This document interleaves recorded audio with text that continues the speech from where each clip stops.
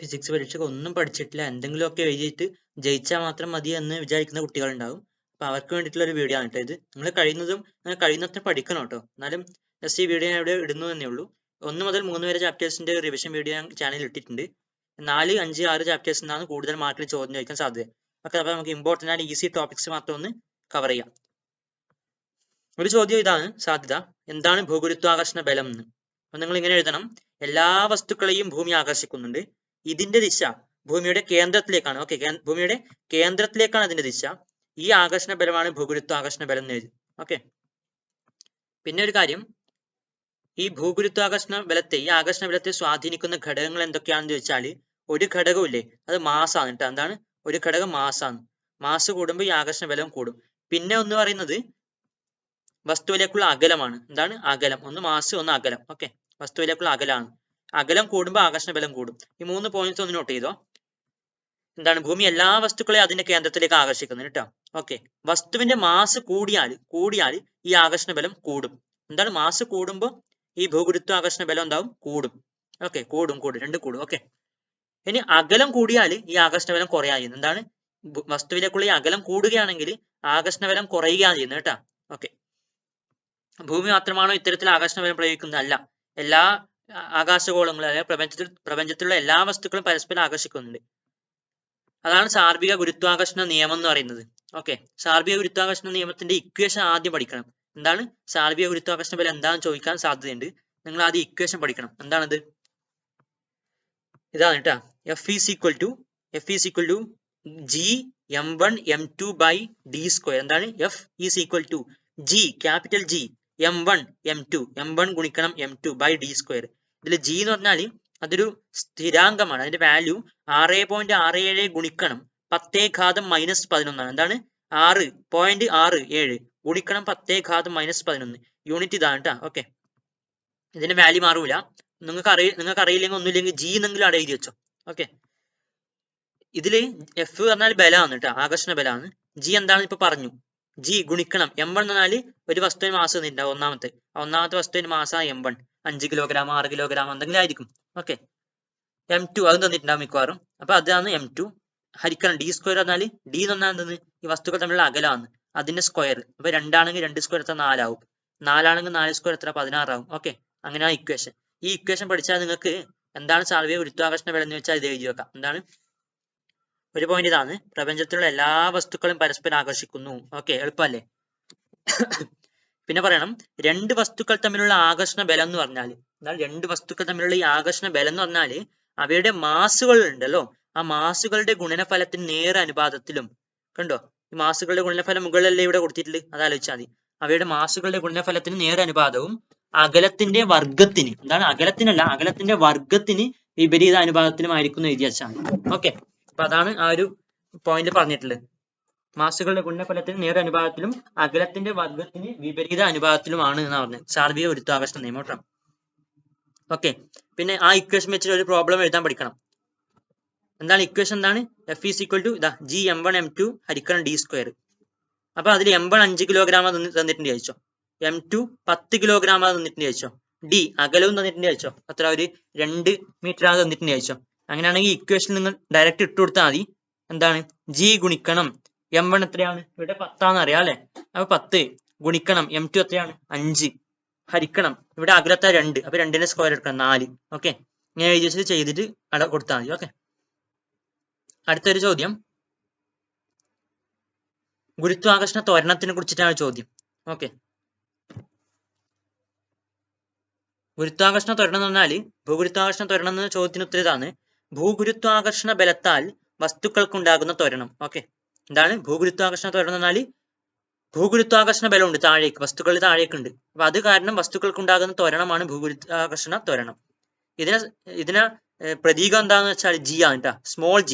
നേരത്തെ capital G അല്ലേ പറഞ്ഞു, ഇപ്പൊ ഇവിടെ സ്മോൾ G ആണ് ഭൂഗുരുത്വാകർഷണ ത്വരണം. ഇനി അറിയേണ്ടത് ഈ ഭൂഗുരുത്വാകർഷണ ബലം Gയുടെ യൂണിറ്റ് എന്താണെന്നാണ്. അത് മീറ്റർ പെർ സെക്കൻഡ് സ്ക്വയർ ആണ്. ത്വരണത്തിന്റെ unit metre per second square അല്ലേ? അപ്പൊ Gയുടെ യൂണിറ്റും മീറ്റർ പെർ സെക്കൻഡ് സ്ക്വയർ ആണ്. ഓക്കെ, പിന്നെ ഒരു കാര്യം മനസ്സിലാക്കേണ്ടത്, വസ്തുവിന്റെ മാസ് എന്ന് വെച്ചാൽ ഒരു വസ്തു താഴേക്ക് വീഴുന്നുണ്ട്, അപ്പൊ അതിനൊരു ഭൂഗുരുത്വാകർഷണ ത്വരണം ഉണ്ടല്ലോ. അതിനെ ആ ത്വരണത്തെ വസ്തുവിന്റെ മാസ് ബാധിക്കില്ല കേട്ടോ. ഓക്കെ, കണ്ടോ, അതിന്റെ വസ്തുവിന്റെ മാസ് ആ ഒരു ഭൂഗുരുത്വാകർഷണ ത്വരണത്തിനെ ബാധിക്കുന്നില്ല.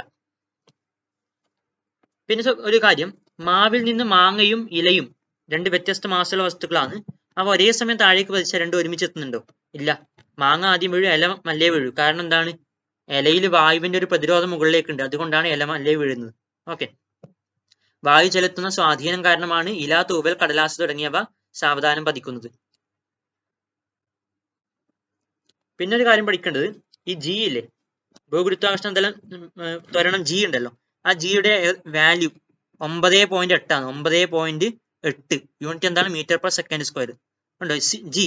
ഉണ്ടോ ജി എന്ന് എഴുതുന്ന കണക്ക് തന്നെയല്ലേ ഏകദേശം 9 എന്ന് എഴുതുന്നത്. അപ്പൊ അങ്ങനെ അടിച്ചാൽ 9 ജി ഈസ് ഈക്വൽ ടു 9 പിന്നെ ഒരു പോയിന്റ് ഇട്ടിട്ട് 8. Okay, 9.8 metre per second square. പിന്നെ കാര്യം,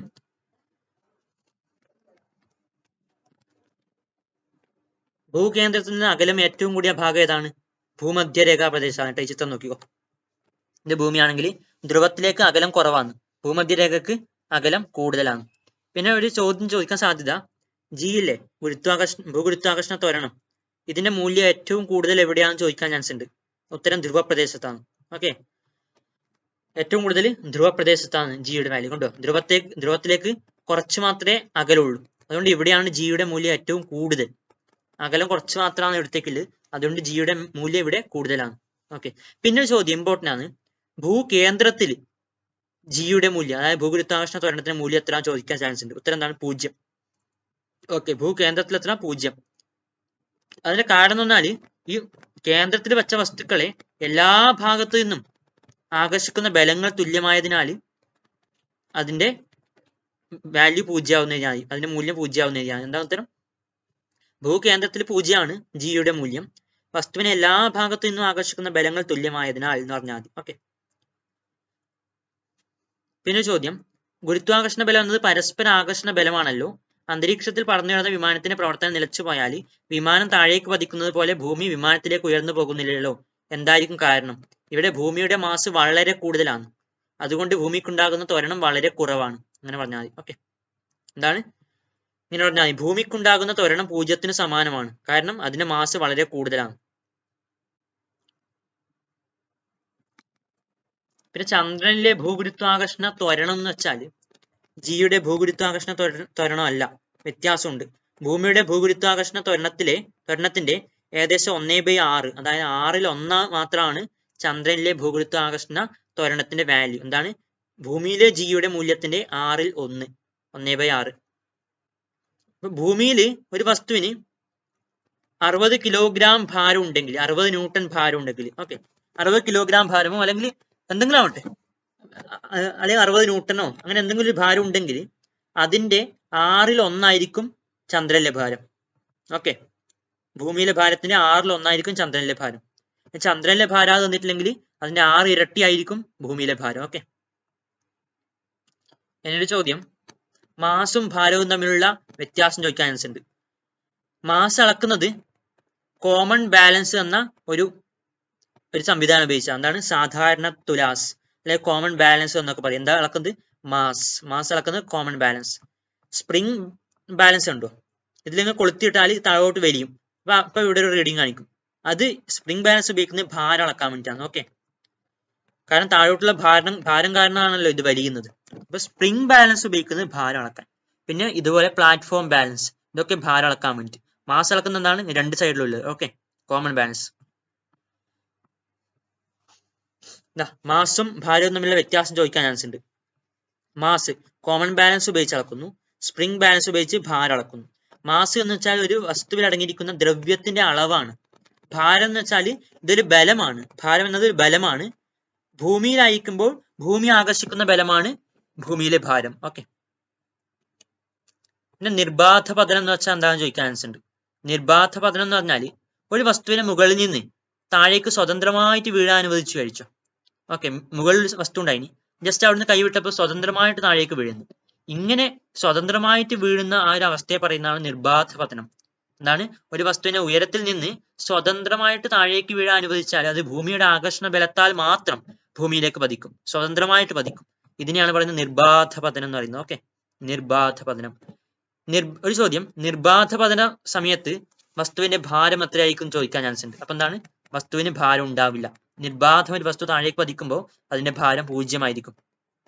ഓക്കെ, ഇത് എന്തുകൊണ്ടാണെന്ന് ചോദിച്ചാൽ അതിന് ഉത്തരമാണ്, നിർബാധ പതന സമയത്ത് ഭൂമിയുടെ ആകർഷണ ബലം മുഴുവനായിട്ട് അതിന് ത്വരണം ഉണ്ടാക്കാൻ ഉപയോഗിക്കുന്നു. എന്താണ്, ആ ഗുരുത്വാകർഷണ ബലം മുഴുവൻ ത്വരണം ഉണ്ടാക്കാൻ വേണ്ടി ഉപയോഗിക്കുന്നു. അങ്ങനെ പറഞ്ഞാൽ എന്താണ്, നിർബാധം പതിക്കുന്ന വസ്തുക്കൾക്ക് ലഭിക്കുന്ന ഗുരുത്വാകർഷണ ബലം മുഴുവനായിട്ട് അതിന്റെ ത്വരണം ഉണ്ടാക്കാൻ അല്ലെങ്കിൽ ആ വേഗം കൂടാൻ വേണ്ടിയിട്ടാണ് ഉപയോഗിക്കുന്നത്. അതുകൊണ്ടാണ് ഭാരമില്ലാത്തത്. ഭാരമില്ലായ്മ അനുഭവപ്പെടുന്ന ഒരു എക്സാമ്പിൾ പഠിച്ചോ, സ്പേസ് സ്റ്റേഷനുകളിൽ ഭൂമിയെ ചുറ്റുന്നയാൾക്ക്. പിന്നെയോ നിർബാധ പതനത്തിന് വിധേയമാകുന്ന വസ്തുക്കൾക്ക്.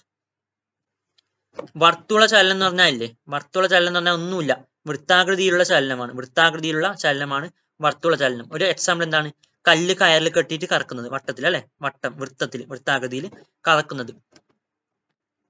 എന്താണ് അഭികേന്ദ്ര ത്വരണം എന്ന് പറഞ്ഞാല്, അഭികേന്ദ്ര ത്വരണം എന്താണ്, അഭികേന്ദ്ര ത്വരണം, കേന്ദ്രം എന്ന് പറഞ്ഞാൽ നടുഭാഗം എന്നല്ലേ അർത്ഥം. ഓക്കെ, കേന്ദ്രം, കേന്ദ്രഭാഗം, നടുഭാഗം. എന്താണ് അഭികേന്ദ്ര ത്വരണം എന്ന് പറഞ്ഞാല് പ്രവേഗമാറ്റത്തിന് നിരക്കാണല്ലോ ത്വരണം, അതറിയാലോ. അഭികേന്ദ്ര ത്വരണം എന്ന വർത്തുള പാതയിൽ സഞ്ചരിക്കുന്ന അല്ലെങ്കിൽ വൃത്തപാതയിൽ സഞ്ചരിക്കുന്ന വസ്തുവിന്റെ ത്വരണമാണ് അഭികേന്ദ്ര ത്വരണം. ഓക്കെ, ഈ ത്വരണത്തിന് ആവശ്യമായ ബലമാണ് അഭികേന്ദ്ര ബലം. ഓക്കെ, സിമ്പിൾ അല്ലേ? ഓക്കെ, അപ്പൊ ഈ ഒരു ചാപ്റ്ററിൽ കുറച്ച് ക്വസ്റ്റ്യൻസ് ആണ് ഡിസ്കസ് ചെയ്തത്. ഇനി അടുത്ത ചാപ്റ്ററിലേക്ക് കടക്കാം. അടുത്ത ചാപ്റ്റർ പ്ലവക്ഷമ ബലമാണ്. പ്ലവക്ഷമ ബലം. അപ്പൊ ആദ്യം തന്നെ പ്ലവക്ഷമ ബലം എന്താണെന്ന് നമുക്ക് പഠിക്കണം അല്ലെ. നിങ്ങൾ നോക്കിക്കോ, ഒരു വെള്ളത്തിലേക്കൊക്കെ കുപ്പി താഴ്ത്തിയാൽ, ഒഴിഞ്ഞൊരു കുപ്പി, വായ്ഭാഗം അടച്ച കുപ്പി താഴ്ത്തിയാൽ നമുക്ക് കൈ വിട്ടാൽ മുകളിലേക്ക് തന്നെ ഉയർന്നു വരും. അതെന്തുകൊണ്ടാണ്? ഈ ദ്രാവകം മുകളിലേക്ക് ഒരു ബലം പ്രയോഗിക്കുന്നുണ്ട്. അപ്പോൾ ഇത്തരം ബലങ്ങളെ പറയുന്നതാണ് പ്ലവക്ഷമ ബലം. ആ ബലം കാരണമാണ് ഈ കുപ്പി വീണ്ടും മുകളിലേക്ക് ഉയർന്നു വരുന്നത്. പ്ലവക്ഷമ ബലം എന്താണെന്ന് പഠിക്കുന്നതിന് ഒരു കാര്യം നമുക്ക് പഠിക്കാം. എന്താണെന്ന് വെച്ചാൽ, ദ്രാവകങ്ങൾ ഉണ്ടല്ലോ, ദ്രാവകം എന്ന് പറഞ്ഞാൽ വെള്ളം, എണ്ണ അതുപോലുള്ള വസ്തുക്കൾ, ദ്രാവകങ്ങൾ.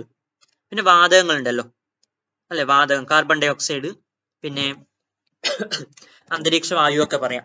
ഇത്തരം ദ്രാവകങ്ങളെയും വാതകങ്ങളെയും പൊതുവായിട്ട് പറയുന്ന പേരാണ് ദ്രവങ്ങൾ. എന്താണ് ദ്രവങ്ങൾ എന്ന് വെച്ചാൽ, ദ്രാവകങ്ങളെയും വാതകങ്ങളെയും പൊതുവായിട്ട് പറയുന്ന പേരാണ് ദ്രവങ്ങൾ. അപ്പൊ പ്ലവക്ഷമ ബലം എന്ന് പറഞ്ഞാൽ ഈ ദ്രവങ്ങളെല്ലാം പ്രയോഗിക്കും കേട്ടോ. ദ്രാവകങ്ങൾ മാത്രമല്ല വാതകങ്ങളും പ്രയോഗിക്കും. പൊതുവെ നമുക്ക് അറിയാം ദ്രവങ്ങൾ പ്രയോഗിക്കുന്നു അറിയാം. അപ്പോ ഒരു ദ്രവങ്ങളിൽ, ഒരു ദ്രവത്തിൽ ഒരു വസ്തു സ്ഥിതി ചെയ്യുന്നുണ്ട് കഴിച്ചു, തൽക്കാലം വെള്ളത്തിൽ ഒരു വസ്തു സ്ഥിതി ചെയ്യുന്നുണ്ട് കഴിച്ചു. അപ്പൊ ഇതിൽ അനുഭവപ്പെടുന്ന 2 തരം ബലങ്ങൾ എന്തൊക്കെയാണെന്ന് ചോദിക്കാൻ ചാൻസ് ഉണ്ട്. എന്തൊക്കെയാണ് 2 തരം ബലങ്ങൾ?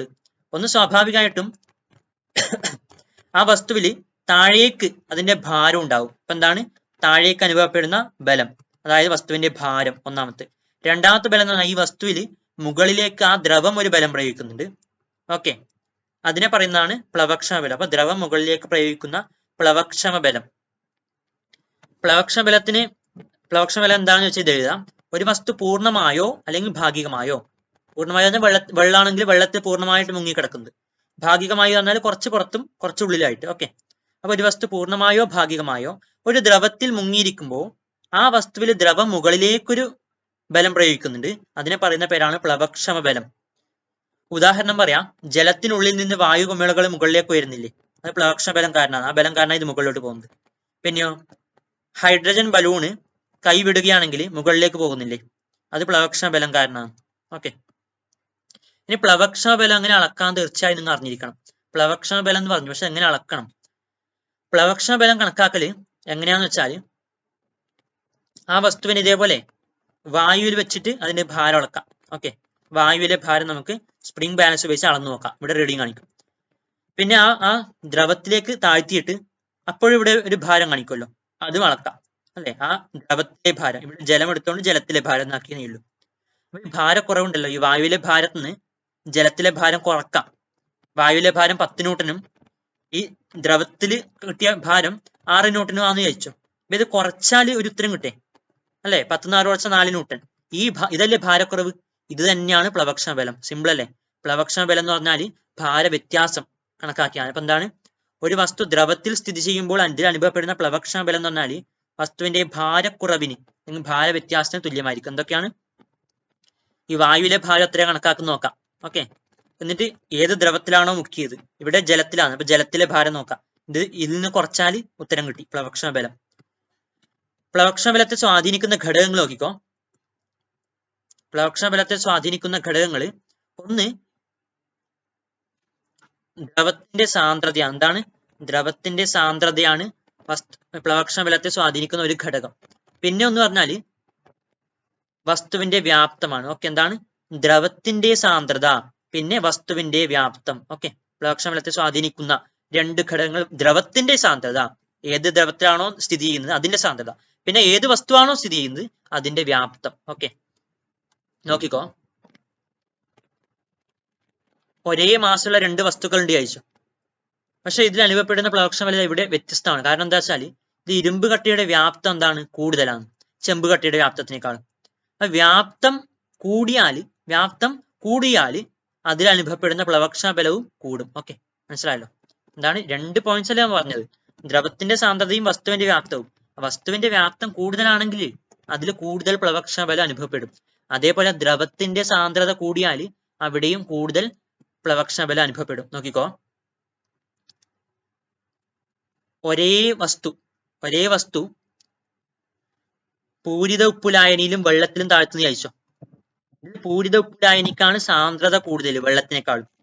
അപ്പൊ അങ്ങനെയാണെങ്കിൽ ഇവിടെ പൂരിത ഉപ്പുലായനിയാണ് കൂടുതൽ പ്ലവക്ഷമ ബലം നൽകുന്നത്. ഓക്കെ, എന്താണ് പറഞ്ഞത്? രണ്ട് കാര്യങ്ങളല്ലേ പറഞ്ഞത്. അപ്പൊ ഇതില് ദ്രവത്തിന്റെ സാന്ദ്രത കൂടുകയാണെങ്കിൽ, ഏത് ദ്രവത്തിലാണ് നമുക്ക് അതിന്റെ സാന്ദ്രത കൂടുതലാണെങ്കിൽ അവിടെ പ്ലവക്ഷമ ബലം കൂടുതലായിരിക്കും.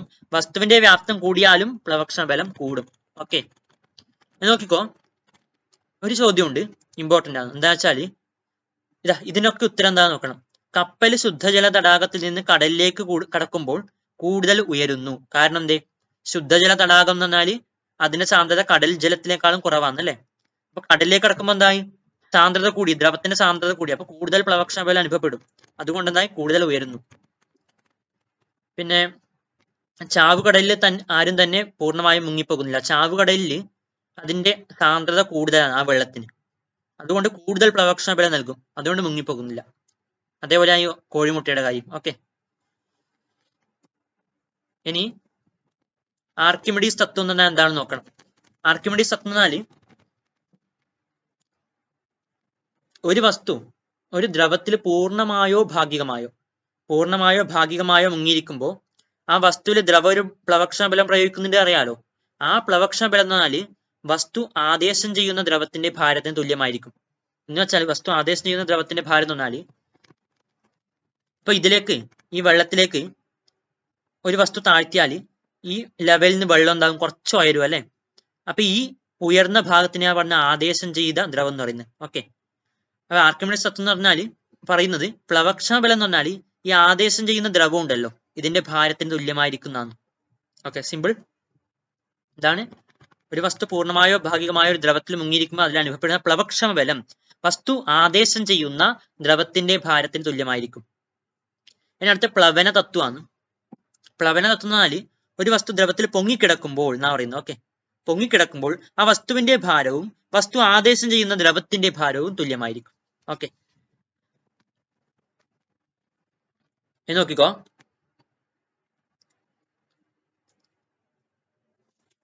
ആപേക്ഷിക സാന്ദ്രത എന്നൊരു ടോപ്പിക്കാണ്. അതിനു മുമ്പ് നമുക്ക് ഈ ഒരു ക്വസ്റ്റ്യൻ കൂടെ ചെയ്ത് നോക്കാം എങ്ങനെയാണെന്ന്.